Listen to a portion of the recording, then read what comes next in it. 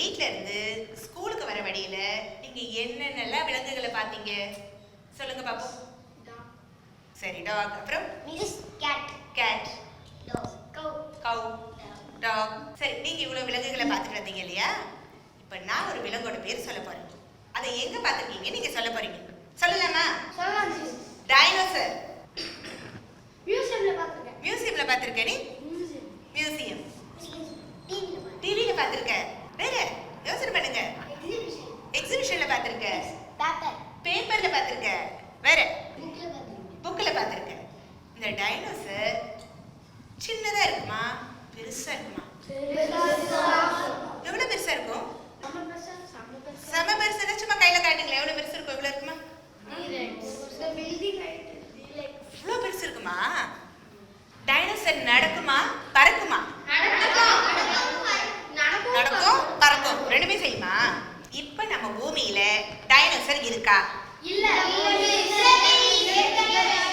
இல்ல, அழிஞ்சிருச்சா? அழிஞ்சிருச்சு. இப்ப டைனோசர் இருந்தா நம்ம எல்லாம் வாழ முடியுமா? வாழ முடியாதா? ஏன், என்ன ஆகும்? அது நம்மள சாப்பிட்டுடுமா? நீங்க சொன்னது சரிதான். இப்போ டைனோசர் என்ற ஒரு உயிரினம் நம்ம பூமியிலேயே இல்லை, அழிஞ்சிடுச்சு. இத மாதிரி பூமியில வாழ்ந்து இப்ப இல்லாம அழிந்து போன விலங்குகளையோ உயிரினங்களையோ அழிந்து விட்ட உயிரினம்னு சொல்லுவோம். என்ன சொல்லுவோம்? ஆனா இப்ப இருக்கக்கூடிய விலங்குகள், பறவைகள், தாவரங்கள்ல அழிஞ்சுக்கிட்டே வரக்கூடிய உயிரினங்கள் நிறைய இருக்கு. இத அழியும் நிலையில் உள்ள உயிரினங்கள்னு சொல்றோம். என்ன சொல்றோம்? அதனோட எண்ணிக்கை குறைஞ்சிட்டே இருக்கு. அப்ப இன்னும் கொஞ்ச நாள் போனா அந்த உயிரினங்கள் என்ன ஆயிடும்?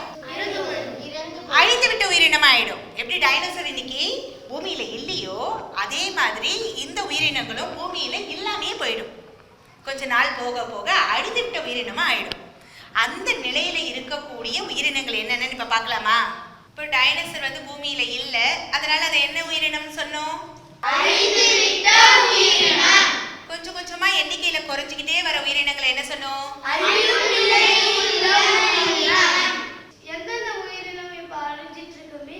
அதை இப்ப நீங்க தான் கண்டுபிடிக்க போறீங்க.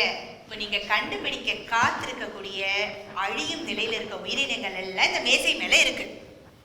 நீங்க ஒவ்வொருத்தரா வந்து ஒவ்வொரு உயிரினமா மாறி நீங்களே இங்க பேச போறீங்க. கண்டுபிடிக்கலாமா? யாரெல்லாம் கண்டுபிடிக்க வரீங்க? சரி, முதல்ல யார் வர? நீ வா. முதல்ல இருக்க உயிரினத்தை எடுங்க. இங்க வாங்க. என்ன இருக்கு பாருங்க. வரையாடு. இப்போ உங்ககிட்ட யார் பேச போறா? இப்ப அந்த வரையாடு உங்ககிட்ட என்ன பேசுதுன்னு கேட்கலாமா? பேசுப்பா. வரையாடு நானே, தமிழ்நாட்டின் மாநில விலங்கு தானே, வேட்டையாடிடாமல் என்னை காக்கும்படி கேட்கிறேனே. என்ன பேசுச்சு வரையாடு உங்ககிட்ட?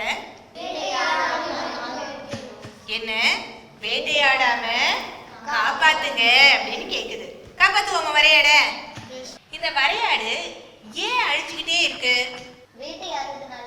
எதனால? கௌஷிகா கிளாப் பண்ணலாம். Very good Kaushika. இப்போ அடுத்த உயிரினமா மாற யார் வர போறீங்க? வாங்க. என்னது இது? வங்கப்புலி இப்போ உங்ககிட்ட பேச போகுது. என்ன பேச போகுதுன்னு கவனிக்கிறீங்களா? வங்கப்புலி நானே, அழிந்து வருகிறேனே, காட்டை காத்து எம்மை வாழ வைத்திட வேண்டுகிறேனே. வங்கப்புலி ஏன் அழிஞ்சிட்டே வருதா?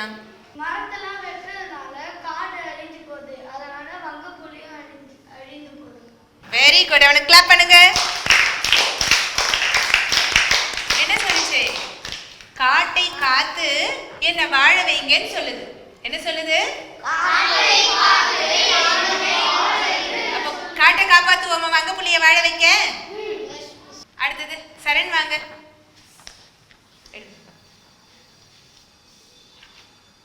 யார் இருக்காங்க?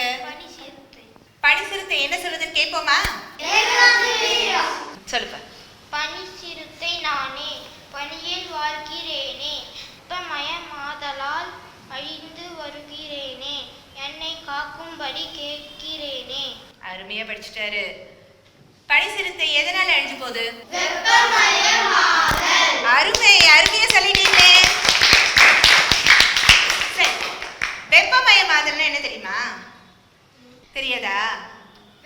நம்ம பூமிக்குன்னு ஒரு குறிப்பிட்ட அளவு வெப்பம் இருக்குல்ல, இப்ப அந்த வெப்பத்தோட அளவு அதிகமாயிட்டே போகுது. வெப்பத்தோட அளவு அதிகமாகிறதுனால பனிக்கட்டி எல்லாம் உருகி ஊத்திக்கிட்டே இருக்கு. இப்ப இந்த பனி சிறுத்தை எங்க வாழும்? பனி இருக்கிற இடத்துல தானே வாழும். பனிக்கட்டி உருகி வர வர பனிச்சிறுத்தைக்கு என்ன இருக்காது? அப்ப அது என்ன ஆயிடும்? அழிந்து போயிடும். அதனாலதான் இதுவும் இப்ப அழிந்து வரக்கூடிய உயிரினங்களோட லிஸ்ட்ல இருக்கு.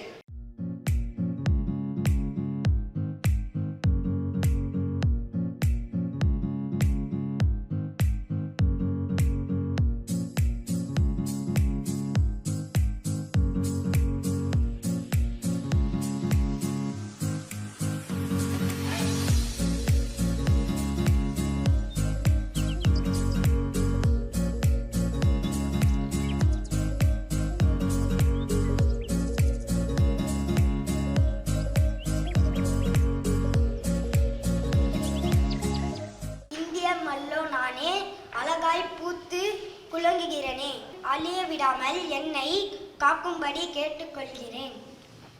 சரி, இந்த இந்திய மல்லோவை பாருங்க. இந்த பூவை எங்கேயாவது பார்த்துருக்கீங்களான்னு கவனமா பாருங்க. நம்ம ஊர்ல துத்தி செடின்னு சொல்லுவாங்க. துத்தி செடியில இருக்கக்கூடிய மலர் தான் இது. இப்போ நம்ம தமிழ்நாடு மாதிரி சில மாநிலங்கள்ல மட்டும்தான் இந்த செடி இருக்கு. மீதி எல்லா இடங்கள்லயும் இது அழிஞ்சுக்கிட்டே வருது. சரியா? அடுத்தது வாங்க.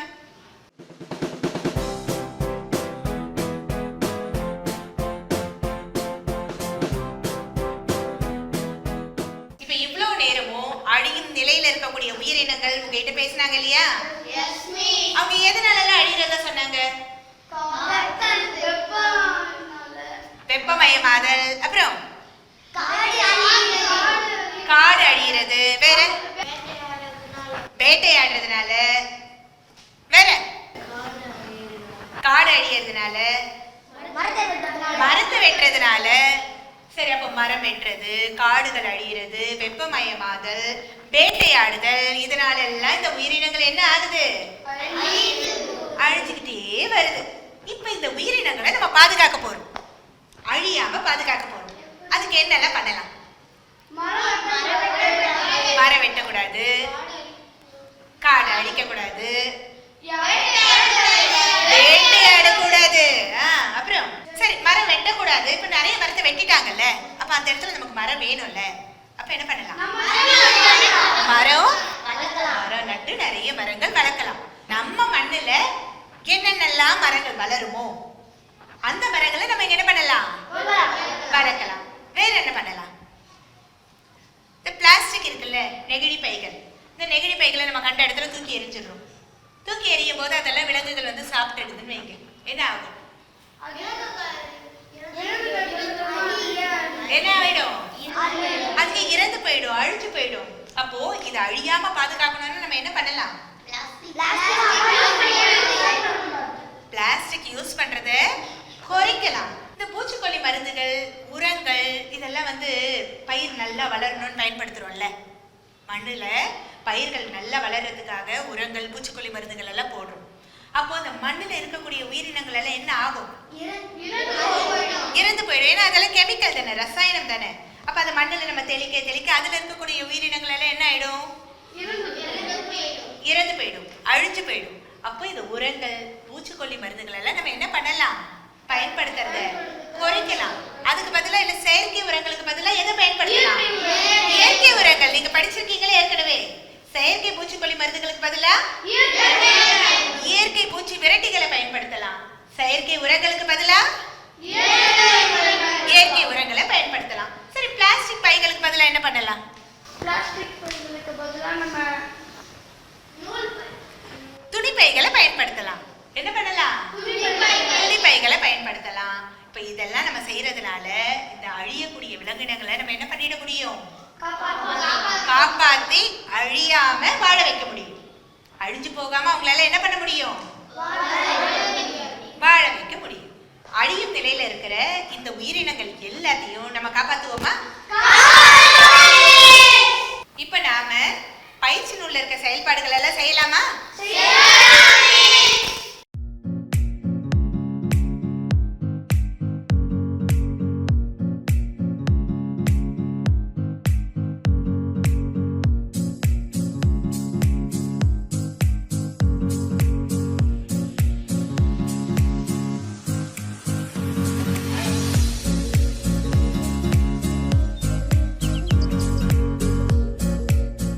குழந்தைகளே, இன்னைக்கு வகுப்பறையில நம்ம எதை பத்தி பார்த்தோம்?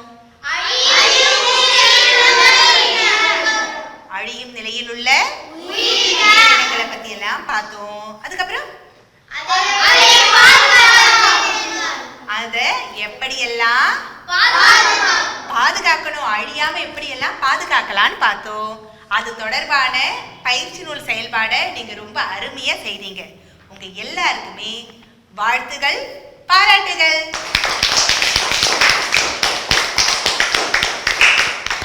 குழந்தைகளே, இப்ப நாம அடுத்த அலகுக்கான முன் தயாரிப்பு செய்ய போறோம். அதுக்கு நான் உங்களை 3 குழுவா பிரிக்க போறேன். நீங்க 3 பேர் முதல் குழு, நீங்க 2 பேரும் கனிஷ்கரும் சேர்ந்து 2வது குழு, நீங்க 3 பேர் 3வது குழு. இந்த 3 குழுவுக்கும் ஒவ்வொரு A4 ஷீட் தர போறேன். நீங்க இந்த தாள்ல முழுவதுமா எண்ணெயை தடவணும். எண்ணெயை தடவிட்டு முதல் குழு இந்த தாளை நம்ம வகுப்பறைக்கு உள்ள கட்டி தொங்க விடணும். 2வது குழு இந்த தாளை வகுப்பறைக்கு வெளியில கட்டி தொங்க விடணும். 3வது குழு உங்களோட எண்ணெய் தடவன தாளை நம்ம காம்பவுண்ட் வால் இருக்குல்ல, அதுல ஓரமா கட்டி தொங்க விடணும். அதை வச்சு நாம என்ன பண்ண போறோம்னு அடுத்த அலகுல பார்க்கலாம்.